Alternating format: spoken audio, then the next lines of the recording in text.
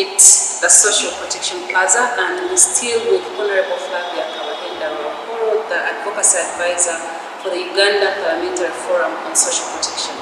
Honorable, from our last discussion, we were talking about social protection in the August House, social protection in Uganda.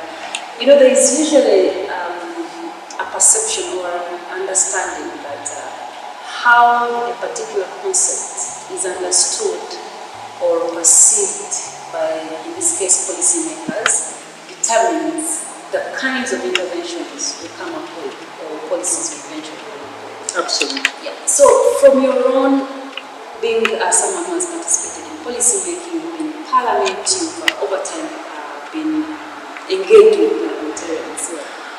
What do you think has actually informed the kind of social protection policies and interventions that we've come up with as a country?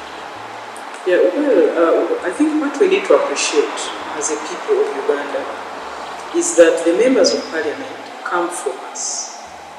Secondly, they come with different orientations. And you wouldn't expect a member of parliament to know it all. And therefore, but we are aware that there are a number of organizations who are deliberate about a few aspects. And so we know that there are NGOs and civil society organizations who are into social protection, and they do a lot of research work, and they do a lot of findings, and they give recommendations. But the unfortunate bit is that most of these civil society organizations and NGOs just go into the hotels and just talk to themselves without making sure that their findings find themselves on the policy table. How do they? Is by engaging parliament. And that is one of the reasons why we had to find a forum so that we can keep engaging with these organizations who do research, so that our discussion on the floor is evidence-based, research-based, and then we move the other members of parliament to agree that actually a policy here is very necessary. I want to call on all the organizations to really stop talking to ourselves. We need to start engaging parliament. I'm glad that the Right Honourable Speaker, Honourable Kadaga, introduced a parliament community aspect, that we can find ourselves in the committees and give our views.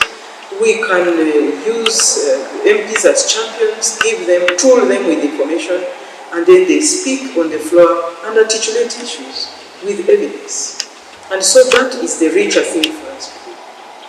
And it is through that even the Uganda Parliamentary Forum on Social Protection achieved what we have achieved, because we continued to engage these members of parliament where need be.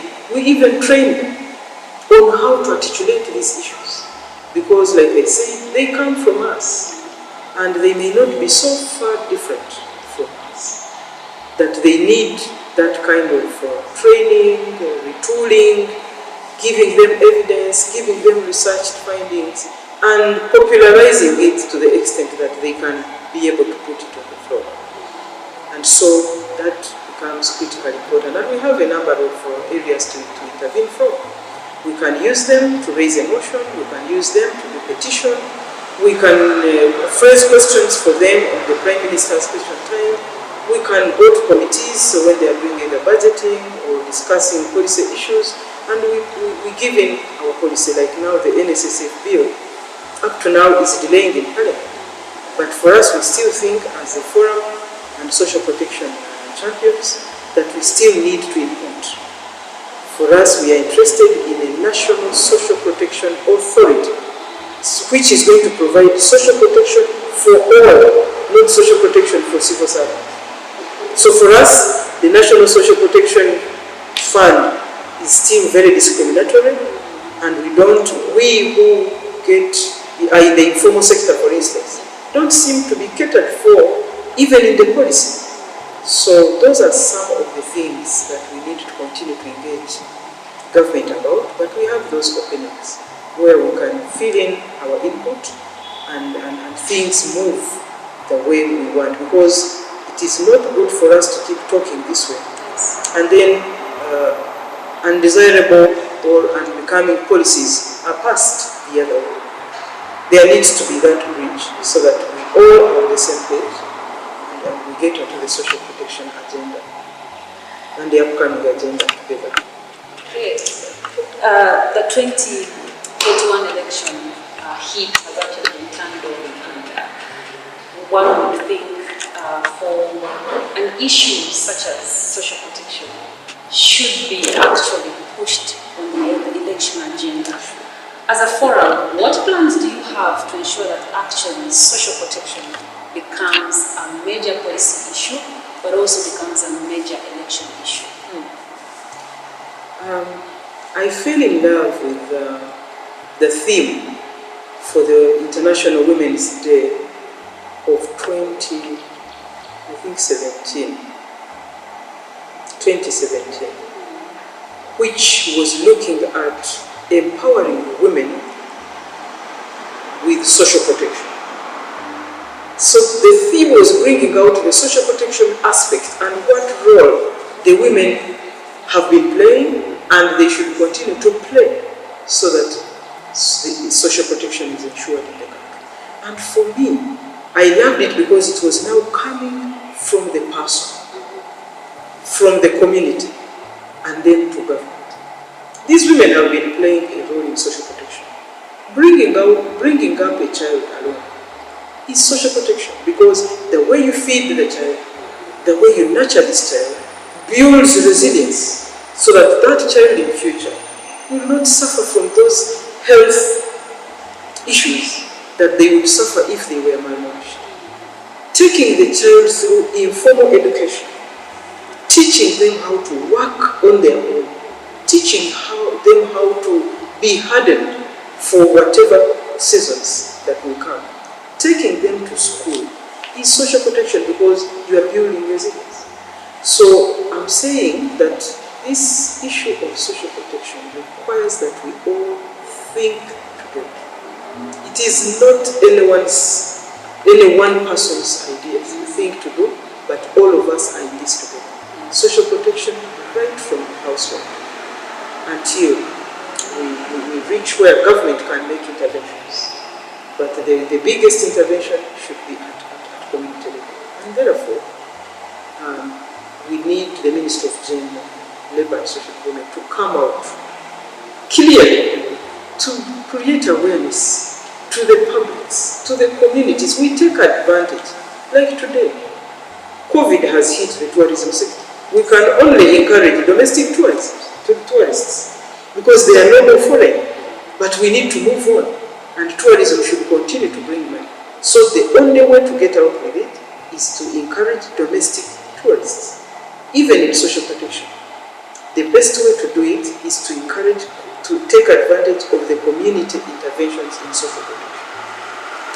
Social protection comes from a number of things. The complementary services do a lot in social protection. Health, if the health insurance is here, that is social protection. If we can have education for all, then the educated will take care of themselves even where government is not. If people can have food security and nutrition, then we shall not have these malnourishments, these staggering growth, physical growth. We shall not have children who are not clever in class because we shall have fed them well and therefore they are ready to take on whatever comes in terms of health, in terms of cognitive, in terms of physical strength. So we shall have made this whole man. So the system that we are craving for, the social protection system, must take care of a holistic approach that goes through the life cycle. At birth, no, at pregnancy, what does this woman need so that this woman brings out a complete baby that will survive, that will not die before 5 years? At birth, what does this child need so that this child can survive? At adolescence, what does this child need? At motherhood, what does this young mother need? So that it is a social protection system that will follow the person from birth to death. and it builds that resilience throughout as a holistic approach. And therefore, at all those stages, you need these communities that are coming up with the person that we are trying to build, that we are trying to put social protection for.